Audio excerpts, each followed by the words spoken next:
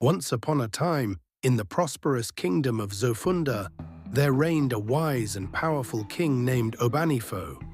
He was loved by his people for his fairness, strength, and vision. The only thing the king lacked in his seemingly perfect life was a male heir. His only child was a daughter, the radiant and beloved Princess Adesewa.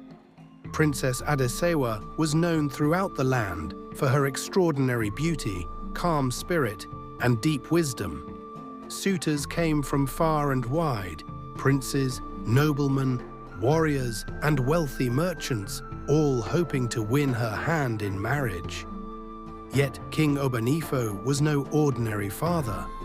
He did not want a man of gold or a man of sword for his daughter. He wanted a man of virtue, someone who possessed patience, courage, endurance, loyalty, and the kind of selfless love that could withstand the tests of life and leadership. So one day, the king made a shocking proclamation that rippled across the entire kingdom. "The man who will marry my daughter and become the future ruler of Zofunda must first endure 100 strokes of the cane in the town square, publicly. He must neither scream nor beg. He must accept every lash as a symbol of his love, patience, courage, and willingness to endure suffering for another. Should he endure all, I will not only give him my daughter's hand in marriage, but half of my kingdom and everlasting honor." The people gasped. Many whispered that the king had gone too far. Others said he was wise to test the hearts of men in such a rare and profound way. Still, many young men stepped forward, convinced they could endure the test. On the appointed day, a great crowd gathered in the central square of Zofunda. The drums of anticipation beat through the air. Princess Adesewa, veiled in royal blue, watched silently from the palace balcony. Her heart pounded with fear and hope. The first suitor, Ayo the warrior.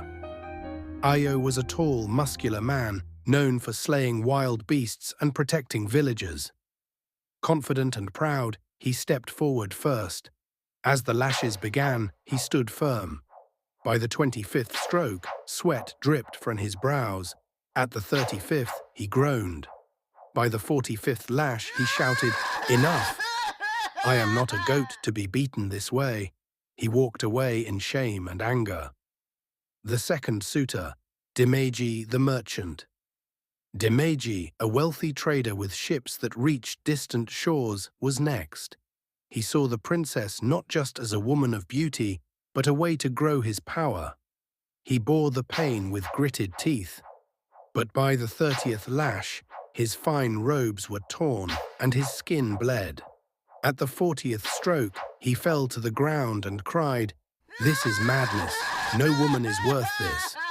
He was carried away. The third suitor, Tade the scholar. Tade was not strong, but he believed his wisdom could guide him through pain. The people whispered among themselves, surely this was a fool's errand for him. With every stroke, he bit his lips. By the 20th, he shook. By the 25th, he wept openly. At the 28th lash, he screamed, "Let the wise choose peace over pain," and crawled away in tears. One by one, more men tried and failed, 12 suitors in total, each bearing noble titles, strong bodies, or wealthy means. Yet none possessing the heart to endure the test to its end. The crowd fell silent as the last suitor walked away. All eyes turned to the king. King Obanifo rose from his throne, heart heavy, face drawn in disappointment. He looked over his people and spoke with a trembling voice. "Is there no man in Zofunda who is patient enough to suffer for love? No heart strong enough to protect with pain? No soul humble enough to endure?" He shook his head slowly. "What shall I tell my forefathers, that I raised a generation of weaklings? Must my daughter wither without a partner worthy of her crown?"